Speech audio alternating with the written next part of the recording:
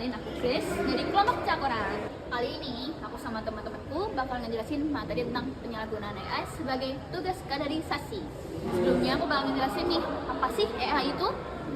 AI atau kecerdasan buatan adalah teknologi yang membuat mesin bisa belajar, bisa berpikir, dan bisa mengambil keputusan layaknya kita sebagai manusia.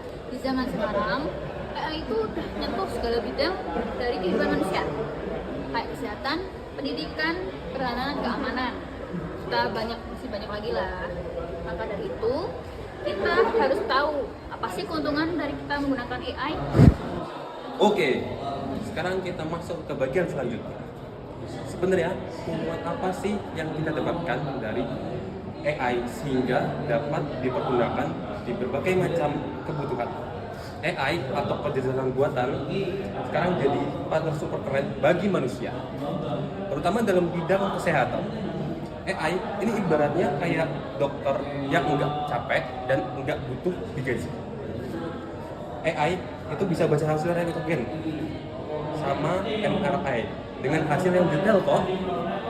Selain itu juga AI punya kemampuan buat bantu riset obat baru. Selain itu AI juga punya kemampuan buat bantu pasien dapat lebih tertolong. Keren bukan? Terus dalam bidang pendidikan, AI itu berubah jadi tutor pribadi yang sabar buat mengajar para pengajar yang di luasan. Banyak pengajar yang tidak dalam itu luasan. Materi bisa disesuaikan dengan kemampuan dari personal seseorang itu sendiri. Enggak cuma itu aja, guru juga bisa menciptakan proses belajar dan mengajar yang keren dengan bantuan AI supaya murid-muridnya dapat memahami pelajaran dengan baik dan sangat mencerna dalam materinya. Yang paling penting, AI bikin proses belajar makin mudah dan makin luas untuk semua orang sehingga dapat dijangkau.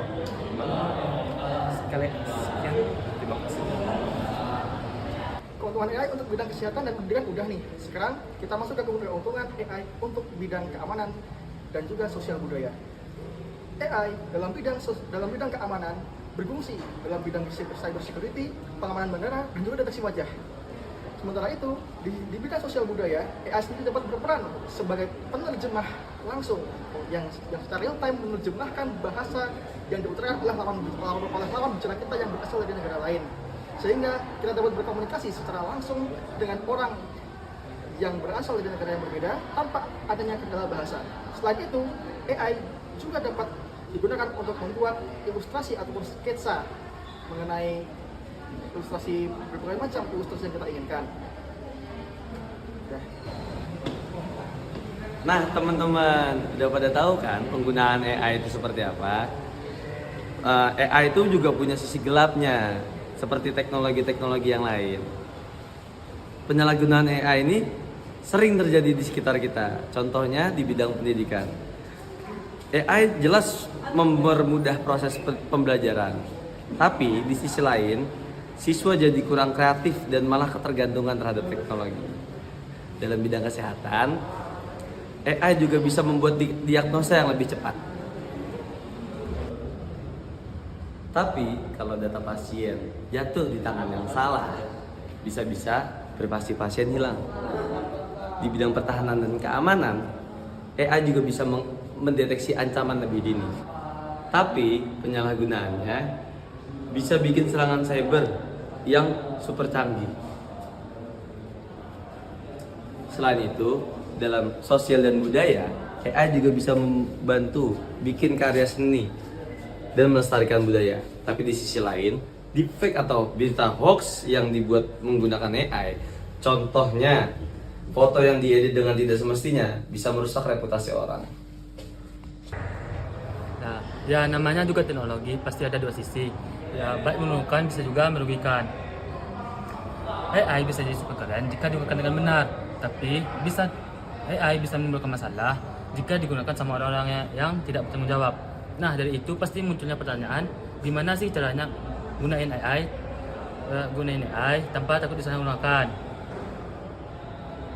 Nah, jawabannya itu yang pertama, kita bisa dengan edukasi digital. Kita perlu mengenali adanya hoax, deepfake, atau berita palsu supaya kita tidak gampang terjebak. Nah, yang kedua adalah regulasi atau peraturan. Pemerintah dan lembaga hukum perlu membuat regulasi atau aturan yang jelas supaya penyalahgunaan AI bisa ditindak dengan tegas.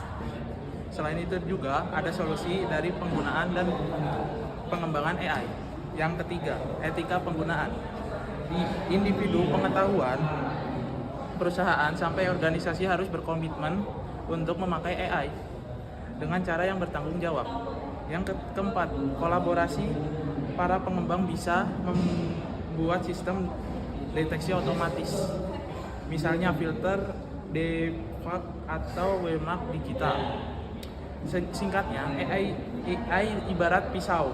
Penyalahgunaan AI itu bukan salah alatnya, tapi manusianya.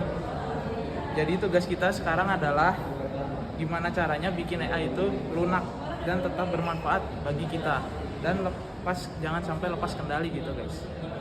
Makanya yang penting bukan hanya untuk selama kita bisa seimbang inovasi sama etika. Udah guys.